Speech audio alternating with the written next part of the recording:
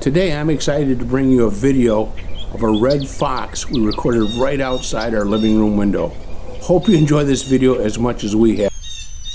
So we were sitting in our living room looking out the window as we do often, enjoying our coffee, and Jeanette says, "There's a fox out there." Well, it went over to the evergreen trees, and before long come out by where we store the bird seed for the feeders, and it was eating peanut pieces. Hope you enjoy the video. Talk to a child about the wildlife you see, and always try to remember to enjoy nature.